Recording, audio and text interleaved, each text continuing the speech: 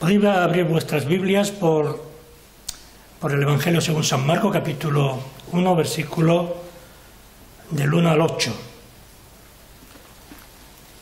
Evangelio según San Marcos, capítulo 1, versículos del 1 al 8. Dice así la palabra del Señor.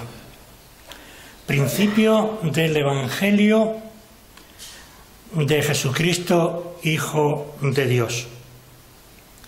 Como está escrito por el profeta Isaías, yo envío mi mensajero delante de tu faz, el cual preparará tu camino delante de mí. Voz que clama en el desierto: preparad el camino del Señor, enderezad sus sendas. Bautizaba a Juan en el desierto y predicaba el bautismo de arrepentimiento para perdón de los pecados. Acudía a él toda la provincia de Judea y todos los de Jerusalén, y eran bautizados por él en el río Jordán, confesando sus pecados. Juan estaba vestido de pelo de camello, tenía un cinto alrededor de su cintura y comía langostas y miel silvestre, y predicaba diciendo: viene tras mí el que es más poderoso que yo, a quien no soy digno de desatar agachado la correa de su calzado. Fijaos bien que esta acción última de la que habla el texto que hemos leído es una acción de alguien humilde que ante una personalidad o una visita o un familiar se bajaba y desataba el calzado del visitante. Era pues un servicio humilde y era propio de los esclavos, Juan se vestía más o menos como el profeta Elías. Llevaba una capa de pelo de camello y se cubría con ella, de la cintura para abajo hasta las rodillas, con una prenda reemplazaba a la túnica.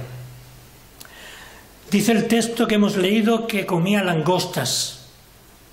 No son nuestras langostas de mar, sino son la langosta que era en aquel tiempo muy dado a ver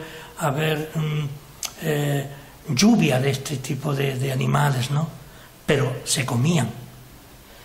Eran muy parecidos a los saltamontes, y era en estos países considerados animales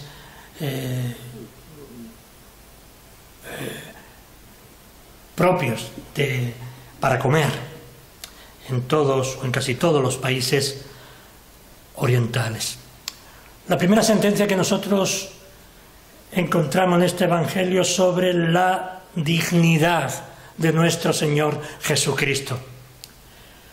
Este Evangelio es un Evangelio sencillo, singular, único. Hay hechos hermosos sobre la vida y el ministerio, no solamente de Juan el Bautista, sino también de Jesucristo. Y es una narración sencilla e íntima. Contiene algunos pequeños detalles históricos de gran interés que no se mencionan ni en Mateo ni en Lucas, en ninguno de los otros dos evangelios que decimos, y de San Juan. El evangelio de San Marcos es una narración original de un testigo independiente inspirado, no olvidemos, por Dios. Preferentemente hace énfasis a las palabras y a las obras de nuestro Señor Jesucristo. Por esto dice la Escritura, el evangelista San Juan, en el capítulo 5, versículo 18, por esto los judíos aún más intentaban matarlo, porque no solo quebrantaba el sábado, sino que también decía que Dios era su propio Padre, haciéndose igual a Dios. Decía el mismo Jesús, de él mismo. Es una proclamación. Este principio de San Marcos, que Jesús, este principio y todo el libro de San Marcos, que Jesús era igual a Dios, que Jesucristo era Dios hecho hombre. El principio, leemos aquí en el primer versículo de nuestro texto, el principio del Evangelio de nuestro Señor, del principio del Evangelio de Jesucristo, Hijo de Dios. Observemos que ese principio es el cumplimiento de las Escrituras.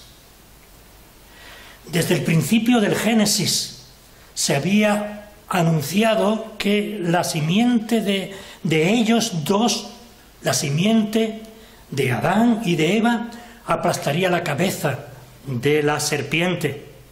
Y pondré enemistad entre ti y la mujer, y entre tu simiente y la simiente tuya o suya. Esta te herirá en la cabeza y tú le herirás en el talón. ¿Y por qué hago esta referencia? No me he ido del tema. Es porque la referencia también se dirige ¿a quién? A Jesucristo, nuestro Señor y Salvador.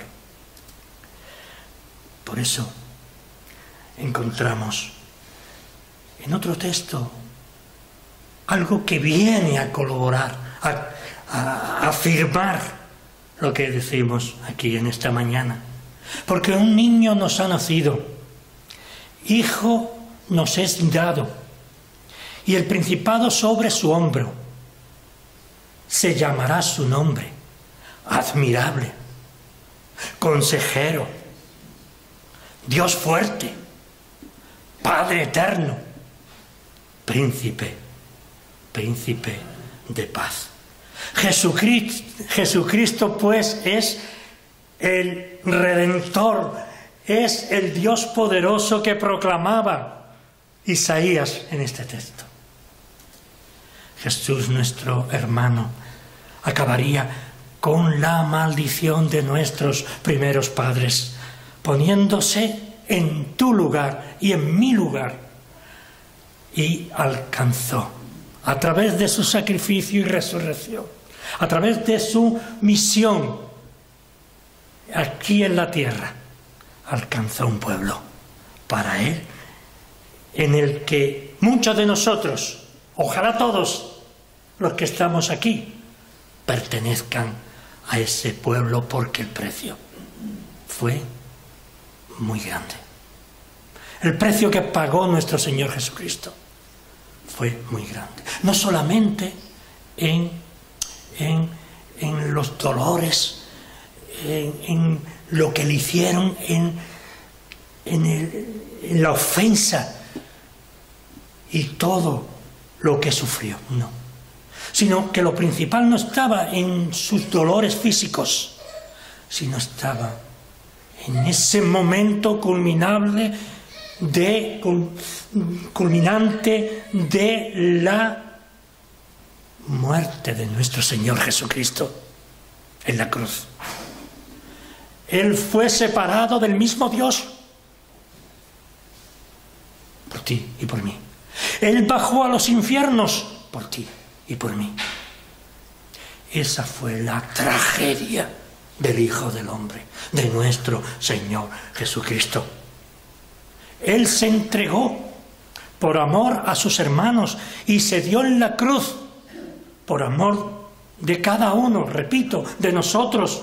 ¿Para qué? Para que tú y yo viviéramos, para todos aquellos que hemos conocido el amor de Dios en nuestras vidas, que hemos visto cómo Dios, a pesar de nuestro pecado, se ha ido manifestando día tras día en nosotros, en nuestra familia, en nuestros hijos, en nuestro trabajo, en nuestra salud y también en nuestra enfermedad y muerte. No lo olvidemos.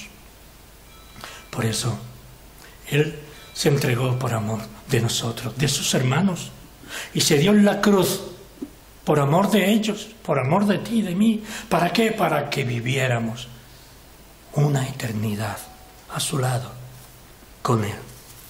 Por eso el profeta Malaquías nos dice: he aquí yo envío mi mensajero, el cual preparará el camino delante de mí, dijo Malaquías. Y como está escrito en el profeta Isaías: yo envío mi mensajero delante de tu faz, el cual preparará camino delante de ti, dice el evangelista Marcos aquí en el texto que nos ocupa, versículo 2.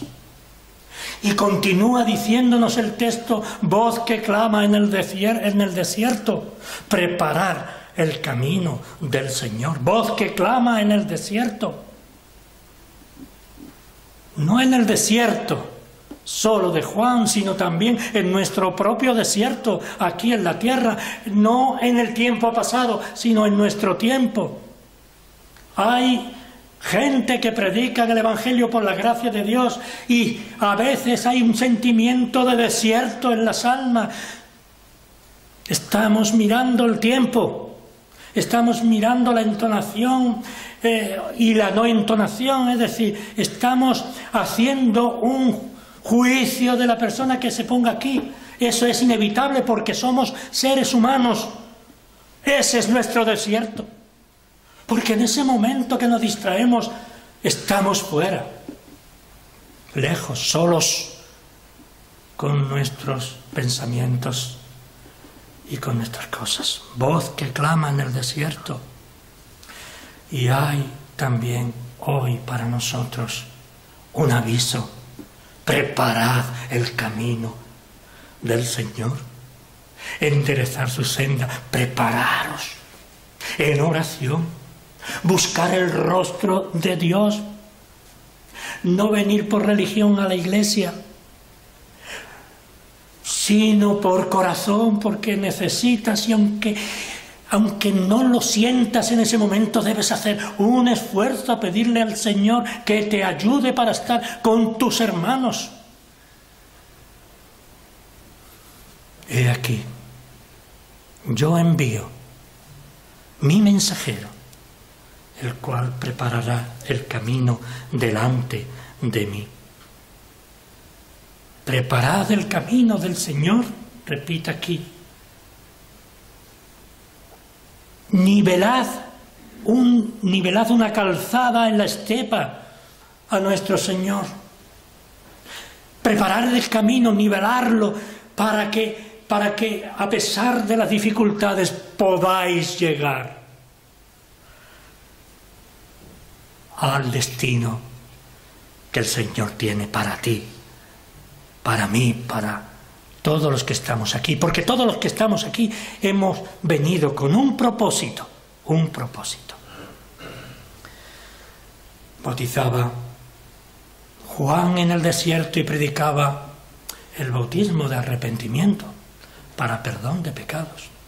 Era otra forma de predicar. Aún no había el Señor Jesús, había aparecido. Es en ese momento.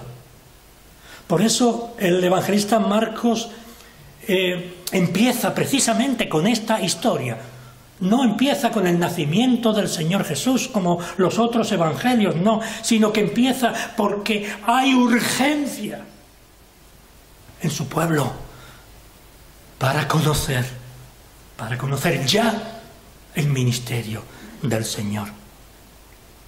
Esta palabra de arrepentimiento, Juan bautizaba en el desierto el bautismo del arrepentimiento. Esta palabra es una palabra griega traducida aquí por metaiona, que significa una actitud, una actitud. Arrepentimiento sería una actitud de cambiar nuestra vida y de arrepentirse, mejor dicho, de convertirse a Dios. De convertirse a Dios, digo bien. Es Dios el que convierte, pero es necesario que nos volvamos, que también tiene ese sentido, volvamos nuestra mirada, no a la tierra, sino al Señor. Cambiar los parámetros de nuestra vida, nuestros pensamientos, todo aquello que hasta este momento ha sido un referente para nosotros. Y ese referente no nos sirve mucho. El referente lo tenemos en la palabra de Dios. Viene a decirnos: acudía a él toda la provincia de Judea y todos los de Jerusalén, y eran bautizados por él en el río Jordán, confesando sus pecados.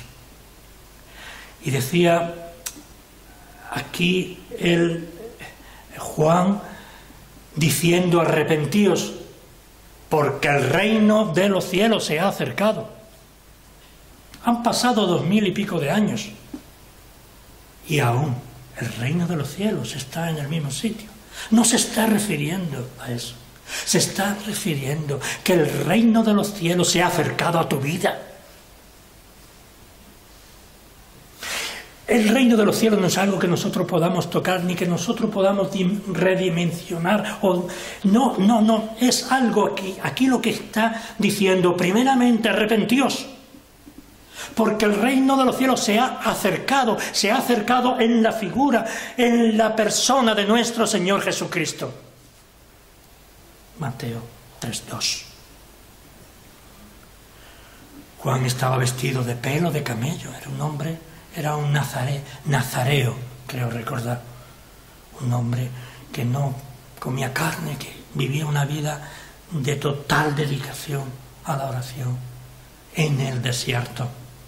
Juan estaba vestido de pelo de camello, tenía un cinto alrededor de su cintura y comía, se alimentaba con langostas y miel silvestre. Juan se vestía exactamente igual que el profeta Elías. Probablemente llevaba una capa de pelo de camello y se cubría de la cintura para abajo hasta las rodillas, al igual que otros que decidían vivir esa vida. Juan estaba vestido de pelo de camello y comía langostas. Comían de lo que podía encontrar. Estas langostas eran parecidas a los saltamontes. Se considera incluso hoy en día comestible en ciertos países orientales. Pero lo importante es que predicaba: viene tras mí el que es más poderoso que yo, a quien no soy digno de desatar agachado la correa de su calzado. Él conocía a Jesús, era primo suyo, creo recordar. Desatar, no olvidemos que desatar la correa del zapato o de la sandalia a otra persona era un servicio humilde propio de esclavos.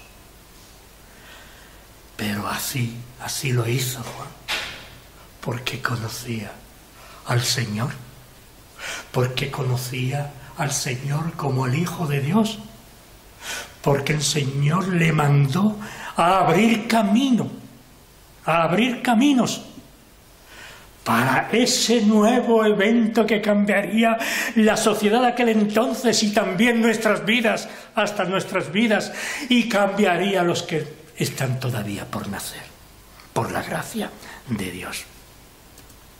Esta promesa, hermano y hermana, esta promesa se fue renovando continuamente por la gracia de Dios a los patriarcas y a los profetas para que llegasen a través de este libro a cada uno de nosotros, para que nosotros conociésemos no solamente una historia, sino vivencias de algo que puede cambiar tu vida si aún no la ha cambiado. Los profetas repitieron una y otra vez con angustia, con voz en grito, como leemos en el Antiguo Testamento en los profetas, que un día ellos clamaban ante el pueblo de Israel y Judá que un día aparecería un libertador y redentor que salvaría a su pueblo de las garras de Satanás. Pero ellos lo cambiaban todo. Ellos pensaban que sí vendría ese Mesías para salvarlo de sus enemigos, ignorando que el enemigo principal era Satanás. Y así fue como persiguieron y mataron a los profetas. De esa manera, su nacimiento, su carácter, su vida, su muerte, la de Jesús y su propia resurrección y su glorificación aplastaría definitivamente la serpiente de Satanás. Todo fue predicho mucho antes, pero que mucho antes de que tuvieran el pueblo de Israel este libro, fue dicho la redención fue desarrollándose desde su nacimiento, que fue la primera humillación de Jesús. El nacer fue una humillación para Jesucristo, aquel que había vivido junto al Padre, junto al Espíritu Santo, aquel que era el mismo Dios, se humanó. Hubo un cambio en la divinidad a partir del nacimiento de Jesucristo. Él tuvo un momento de nacer como hombre, pero Él era eterno. Y hubo algo importante que no debemos olvidar, que a partir de ese momento, la humanidad, nuestra humanidad, a la que pertenece también Cristo, está junto a la Trinidad. Ya no es espíritu. No es una persona sola de la Trinidad, solamente, sino que es su naturaleza humana está con Él. Glorificada, cierto, pero así es. ¿Por qué? Porque tú eres importante, porque yo soy importante, porque esa humanidad que pecó en el origen del hombre, nuestros primeros padres, esa humanidad pecó y se apartó de Dios. Y en Cristo Jesús pagó el precio. Nuestra redención, que fue la segunda humillación de Jesucristo. No solamente humillación, sino también escarnio. Todos conocemos la historia de la cruz. Hasta el día de su resurrección, de su glorificación, diríamos mejor. Él fue, pues, vencedor de la muerte. ¿Por qué? Porque Cristo vive. Vive. Fue una profecía que se fue renovando con frecuencia a los patriarcas y repitieron sin descanso estos hombres de Dios, y les advirtió al pueblo de Israel, repito nuevamente el concepto porque es importante, que un día aparecería un libertador y traería redención, no liberación de sus enemigos físicos, sino del principal de Satanás. Desde el principio del Génesis, pues, encontramos la profecía donde se dijo que la simiente de la mujer aplastaría la cabeza de la serpiente. Pondré enemistad entre ti y la mujer, y entre tu simiente y la simiente suya. Esta te herirá en la cabeza, y tú la herirás en el calcañar o en el talón. Génesis 3:15. Siempre fue una promesa que se renovó con frecuencia a través de los patriarcas y los profetas. Los profetas repitieron una y otra vez que un día aparecería ese libertador, ese redentor. Este hecho, pues, fue profetizado mucho antes de la venida del Mesías. Todo fue anunciado antes que viniera. La redención de Jesucristo, la redención de nosotros a través de Jesucristo fue consumada, tal como fue escrito. Estamos siempre, hermanos, como creyentes y como personas, como seres humanos, a olvidarnos, dispuestos a olvidarnos del lucero, permitirme la poesía, del lucero de la mañana, cuando descubrimos el resplandor del sol. Pero todo tuvo un precio que debemos conocer. Juan fue una luz que ardía y brillaba como era el lucero de la mañana, que esperaba el resplandor del sol, Jesús, en el amanecer. No olvidemos tampoco que el ministerio de Juan el Bautista era, dice la Escritura, una antorcha que ardía y alumbraba. Y vosotros quisisteis, dice la Escritura, regocijaros por un tiempo en su luz. Algunos como Andrés fueron guiados por el Bautista, pero la mayoría de los que le escucharon murieron en sus pecados. La mayoría de la gente que escuche las predicaciones serán condenados porque no aceptaron al Rey de la vida, porque murieron en sus pecados. Murieron como en aquel tiempo, en sus pecados. Deberíamos pensar cuántas de las personas que queremos, amigos, compañeros de trabajo, familiares, cuántos de ellos entrarán en el reino de los cielos, en la gloria. La predicación de Juan el Bautista sacó al pueblo del sopor en el que se encontraba y preparó el camino del Señor hacia el ministerio del Señor Jesús aquí en la tierra. No es bastante, hermanos y hermanas, y es triste ver cómo se llenan palacios de deporte y otros lugares de gente para escuchar la palabra de Dios, no para cantar. Cuando la predicación es lo único que puede cambiar, que Dios ha puesto para cambiar, para poder a hombres como yo y como tú, y cambiar las mentes y los corazones. ¿Cómo cantar, cómo alegrarnos si no hay salvación en nuestras vidas? Si no se predica la cruz. No se puede sustituir la palabra, esta palabra, por la palabra de la música o por la letra de la música. Es imposible, no es bíblico. La palabra, la comunicación, el don maravilloso de Dios dado al hombre.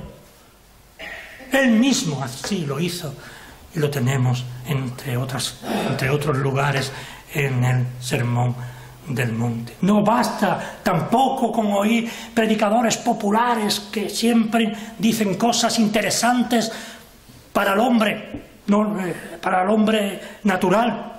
A veces también, no son todos así. Hay auténticos predicadores que arrastran masas y son hombres de Dios. Pero no basta.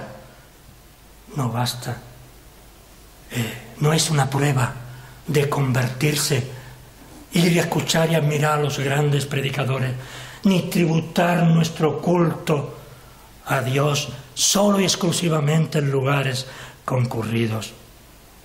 Busquemos la palabra y el testimonio porque eso es un regalo de Dios. Aunque hayan pocas personas, estos asientos vacíos están llenos por ángeles de Dios, decía algún que otro predicador reformado de aquel tiempo. Aunque hayan pocas personas, nuestro afán debe ser oír por la predicación, oír por el testimonio y la voz de Cristo escrita aquí, en la palabra de Dios, en lo más profundo de nuestros corazones, y nuestras vidas se irán transformando, se irán santificando una y otra vez. El mismo Juan Bautista exaltaba a Cristo. Juan sabía que él no era el único, él era un mensajero más, sino que detrás de él venía el Cristo del que él no era digno de desatar la correa de sus zapatos. Y predicaba diciendo: vienes tras mí el que es más poderoso que yo, a quien no soy digno de desatar. Fijaos bien, agachado la correa de su calzado. La humildad siempre ha sido una característica de los grandes hombres y mujeres de Dios. Estamos terminando y no quiero que me responda. Voy a decir algo que nos suena hoy un poco raro. ¿Has sido bautizado con el Espíritu Santo? Esta frase es muy manoseada por mucha gente, pero yo estoy hablando en lo que la palabra de Dios dice acerca de esto. ¿Qué estoy diciendo? ¿Ha entrado en tu vida el Espíritu de Dios? ¿Ha transformado tu vida? ¿O simplemente tienes una religión que se llama evangélica, que no te va a servir para nada? Digo bien, para nada, si no has sido bautizado por el Espíritu Santo. Parece como si nosotros no creyéramos en eso. Sí, en el momento que Él ha venido a tu vida, en el momento que la ha llenado de su gracia, en ese momento cuando has entendido realmente, has comprendido, has sentido en lo más profundo de tu vida que Dios ha hecho algo, que has sentido algo que nunca jamás habías sentido en un momento. Y lo importante es que continúes, que no sea una sola experiencia, sino que eso sea algo constante en nuestra vida. Juan bautizaba con agua, pero dice aquí en este versículo 8 que Él bautizará a sus hijos, aquellos que Él por su gracia escogió. Él los bautizará ¿con quién? Con el Espíritu Santo. No con agua, sino con el Espíritu Santo.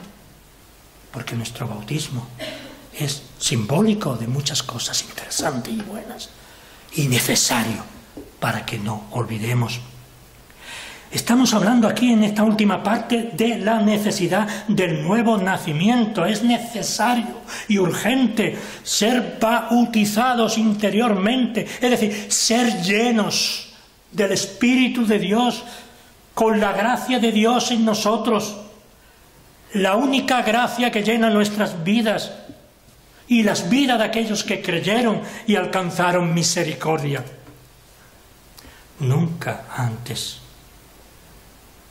se había mostrado la gracia de Dios, como nos narra en el versículo 8, que era una antesala de lo que iba a ocurrir. Nuestro Cristo es poderoso para salvarte y para que seas lleno del Espíritu Santo. Por eso el Juan Bautista dijo: ahí viene uno que es más poderoso que yo. Y habló también claramente del Espíritu Santo. Es importante y vital la necesidad de nacer de nuevo. Le dijo Jesús a Nicodemo: te dice a ti o a mí aquellos que aún, mejor dicho, aquellos que no han nacido de nuevo, a ser bautizados interiormente con su gracia. Pero antes de terminar, quisiera plantearos algunas preguntas que yo mismo me he hecho ya.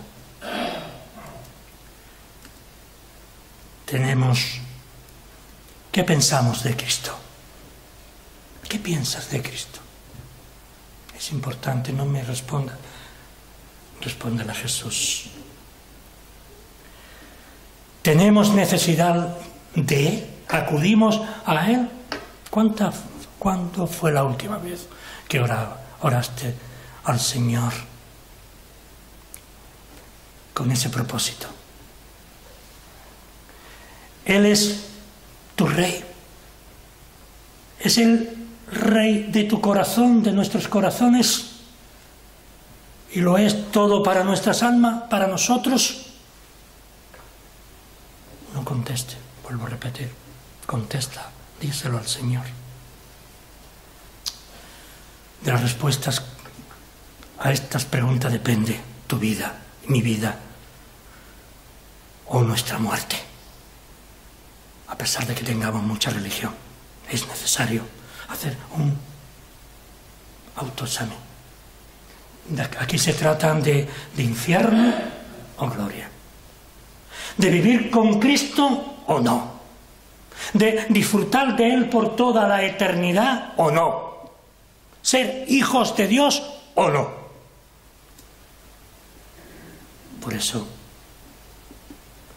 hermano y hermana, tenemos que ser vigilantes. Tenemos que meditar, no meditamos, en nuestra fe y en nuestra vida. Hay muchos problemas a todos los niveles y los problemas vienen porque no meditamos antes de hablar, antes de actuar. Tenemos que meditar. No somos dados a la meditación. Meditar en esto que voy a hacer, en eso, en lo otro. Meditar en todo antes de actuar. Buscar el rostro de Dios para que aquello que hagamos, aquello que pensamos, aquello que hay en nuestra vida sea solo y exclusivamente para la gloria y la honra del Señor. Que así sea. Amén.